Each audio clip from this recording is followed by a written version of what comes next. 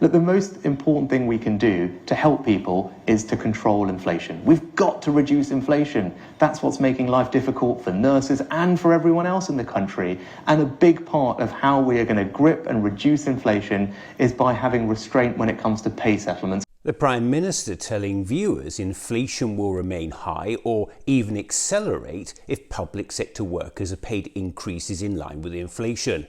In other words, he's saying public sector workers, our nurses, our doctors, our teachers, who have already suffered more than a decade of crappy real terms pay cuts, must endure yet more crappy real terms pay cuts so the government can bring down inflation, a problem none of them are actually responsible for.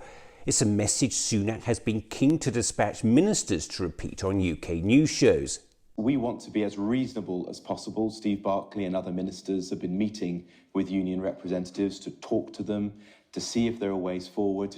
The worst thing that we could do domestically would be to significantly increase public sector pay and then entrench inflation in the British economy and get into a kind of wage spiral that will be very detrimental to the economy. So we have to approach this with great caution, because inflation is the big evil. So, you know, one of the factors that we have to consider, particularly at a time of high inflation, is if we do inflation matching pay rises, that can actually drive inflation further. And as the Chancellor said, inflation is the enemy of every household in this country at the moment. And at a time of high inflation, one of the levers you usually use is pay restraint. But just like everything else this government says, it is of course complete bollocks.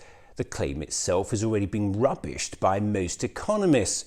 If a private sector company increases its wages, that goes directly into the cost of making that product or service, and that might end up increasing the price. But that's not the case with public sector workers such as healthcare and education, which are free at the point of use. That means consumers do not pay for them directly, and so they do not affect the inflation statistics. Most economists agree it's only the private sector wage increases that have an impact on inflation, and the government knows it.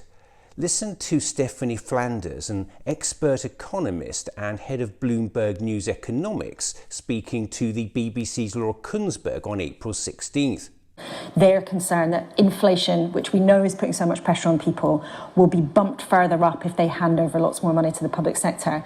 As a very expert economist, does that stack up? It is not something that economists tend to agree with, I'm sorry, because it is very different. If you have a private sector company increase its wages, well, that goes directly into the cost of making that product or service and may well then end up meaning they have to increase the price in the shops. Obviously, that's not the case with public sector workers. There isn't a price that's going to go up.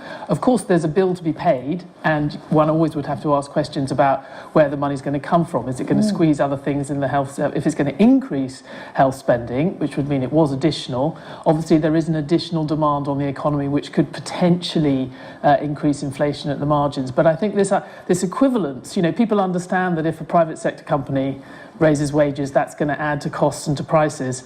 It just isn't the same thing for public sector workers. And when you've had the kind of gap that's opened up since 2010 between public and private sector workers in terms of their pay, even with the difference of conditions and other things, you know, that is in itself an issue in terms of morale and in terms of the sort of stability of the system. Public sector workers are striking in response to inflation, but there's no evidence that their wage increases are producing inflation.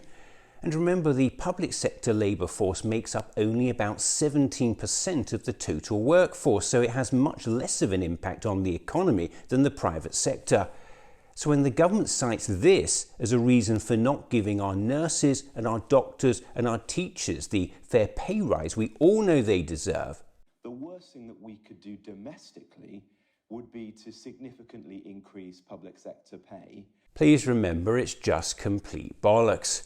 Increasing public sector wages will not push up inflation in any significant way, and most economists agree. But that's not something the government wants to talk about. Its refusal to give our nurses and our doctors, who sacrificed so much to keep us safe during the pandemic, the fair pay rise we all know they deserve, is just another shameless political choice.